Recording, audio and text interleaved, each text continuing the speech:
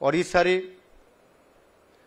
आम सरकार गठन करिवार 1 वर्ष पूरण हेबा पय जाउछि आउ मात्र बाकी अछि 2 दिन परे लोकंकर सरकार बा ओडिशा रे प्रतिष्ठित हेइतबा भारतीय जनता पार्टी नेतृत्व रे बहुमत रे आसीतबा सरकार ताहा पूरण हेबा पय जाउछि। सर्वप्रथमे मु गणमाध्यम विशेष भाव ओडिशार गणमाध्यम को धन्यवाद अर्पण करी।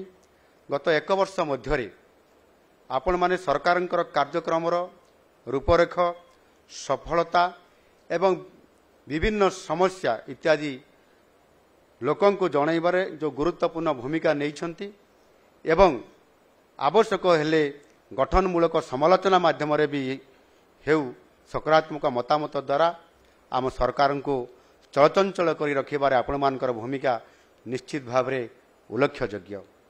यह स्वल्प समय भितर आम राज्यर 4.5 कोटी जनता आशा आकांक्षा को पूरण करिबारे निश्चित भाव में सफल होइछु एवं मु ये कथा आपण मानकर पाखरे रखिया पई मध्य चाहूछि।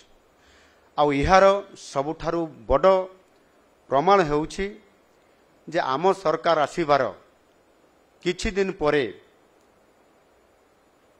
साधारण जनतांकर ये नूतन सरकार को साधारण जनता जेभली भावरे ये सरकार को लोकंकर सरकार बोली सेमाने अभिहित करले एवं राज्यर मुख्यमंत्री को मध्य लोकंक मुख्यमंत्री भावे अभिहित करिसंती।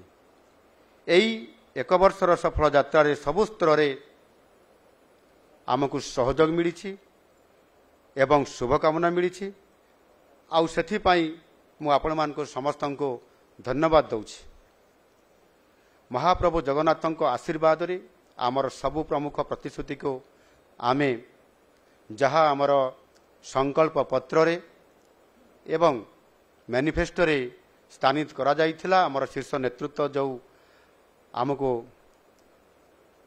संकल्प पत्र रे स्थान देइथिले जे लोकंकर आशा एवं आकांक्षा को पूरण करिवार प्रमुख प्रतिश्रुति को किभली भाव में पूरण करा जिवो आम सरकार जदि आसीबो एवं वास्तव में जेते बळे आम सरकार आसिला एवं गोटिए वर्ष भितरे आमे जेतिकी प्रतिश्रुति देइतिलु ताकू सुनिश्चित करिछु एवं प्रत्येक कार्यक्रम पछरे आमर सेई यशस्वी प्रधानमंत्री नरेंद्र मोदी जींकर मार्गदर्शन रही।